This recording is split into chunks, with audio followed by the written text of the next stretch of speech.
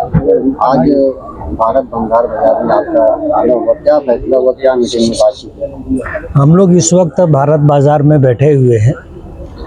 यहाँ 86 लोगों की दुकानें हैं और पुराना फर्नीचर कहो, प्लाईवुड कहो, इस तरह के लकड़ी के कामकाज से मुताल्लिक ये पूरा बाज़ार है।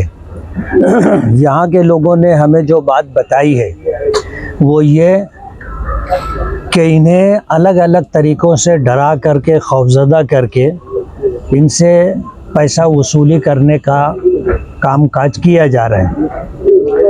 हमारी जानकारी में ये जगह नाले की जगह है और नाले की इस जगह के ऊपर आज जो लोग यहाँ पर अपनी दुकानें लगा करके रोटी रोज़ी कमा रहे हैं, उन लोगों से इस बात की डिमांड की गई है कि तुम 12-12 लाख रुपया हमको दो तो हम तुमको यहाँ पर 11 साल के लिए एग्रीमेंट करके जगह देंगे।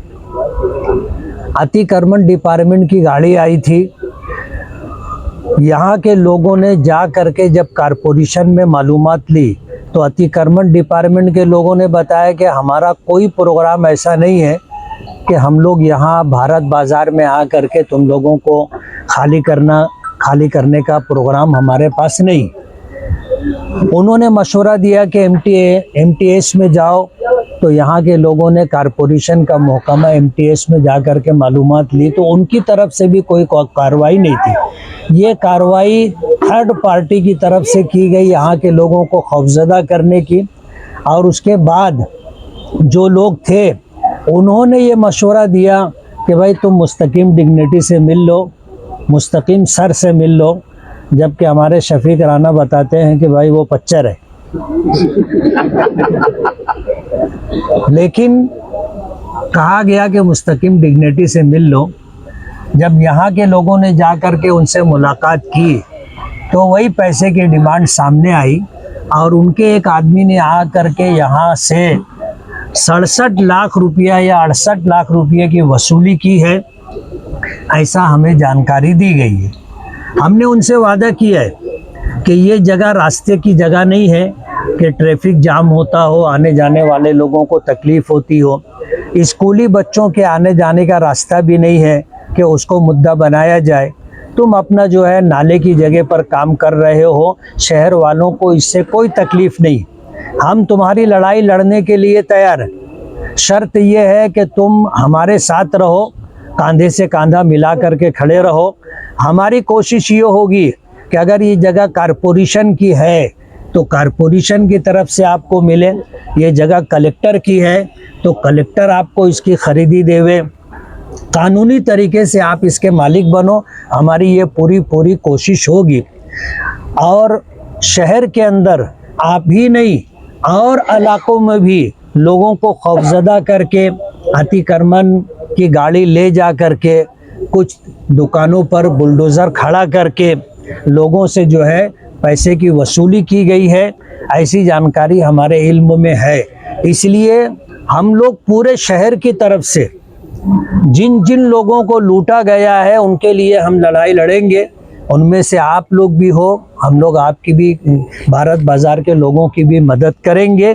और आज से आपने हमें याद किया है, भारत बाज़ार के लोगों ने, हम लोग जो है अपने तौर पर अब काम शुरू कर देंगे।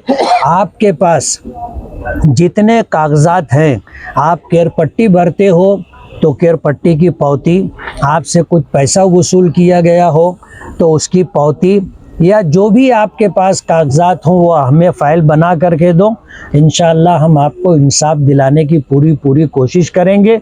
और हमारी एमएलए वर्किंग कमेटी, मैं खुद आपके साथ हूँ, भारत बाज़ार के लोगों के साथ हूँ और आपकी पूरी लड़ाई हम लड़ेंगे।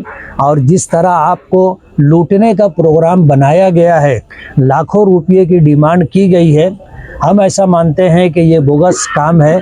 कारपोरेशन का कोई ऑफिसर इस तरह आपसे पैसे की डिमांड नहीं करेगा। कारपोरेशन कायदे से काम करेगी, लेकिन जो डिमांड हो रही है ये थर्ड पार्टी की तरफ से है। हम लोग इंशाअल्लाह आपका हक आपको दिलाने की पूरी कोशिश करेंगे। थर्ड पार्टी मैंने नाम लिया मुस्तकीम से, इन लोगों ने जा कर के बात की थी उनके बंगले पर। उसके आदमी ने आकर के यहाँ आलम नाम का कोई आदमी है, वो आकर के पैसा वसूल करके लेके गया है।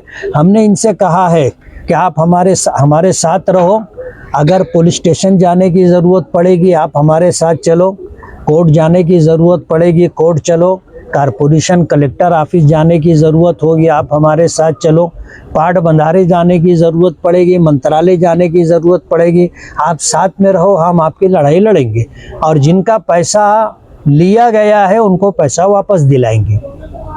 हम लोग यहाँ आए थे मुफ्ती साहब के आदेश पर प्रांत ऑफिस। हिंदुस्तान में शुगर का भाव जो बड़ी तेज़ी से बढ़ा है, उस ताल्लुक से हम प्रांत के माध्यम से सेंट्रल गवर्नमेंट को एक निवेदन दिए हैं।